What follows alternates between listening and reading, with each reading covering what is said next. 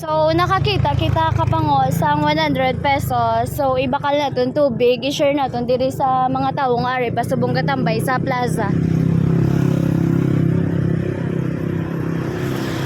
Kung kay sino man ni 100, thank you so much. Kay damo, bitawo, hindi na mabalan. Kung kay sino, hindi na wigit. Kaya wala gid kami minabaklan tubig ka pa ngo sa mga tiyangge. Makadto kita sa 7-Eleven.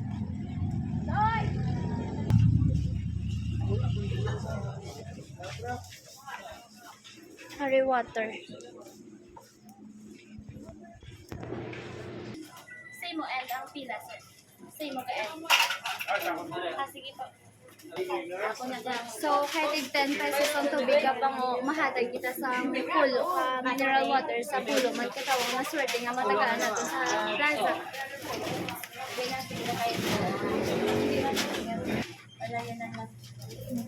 So guys, sa sobra kabuot sa akong magulang, kulang pulo ang babayi, siya na lang nagdugang. Grabe, kayang akong magulang niya sobra ka generous.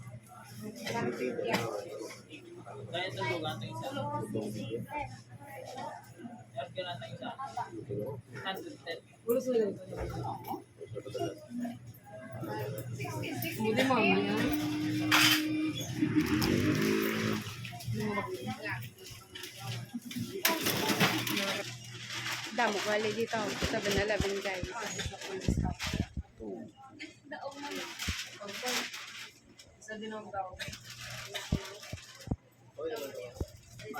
So tapos na kami bakal sang tubig. Babalik na kami sa plaza kay panagtag na ninamon sa mga tao. So guys, hindi ka mo matingala nga ako ang voice over subong.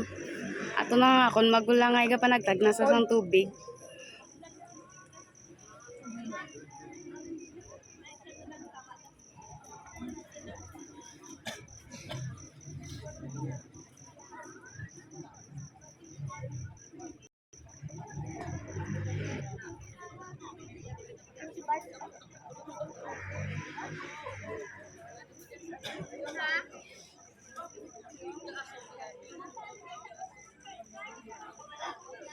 Ano ni nga pang video nga gakurog ang kamot. Uy, dabi ka baton sobre.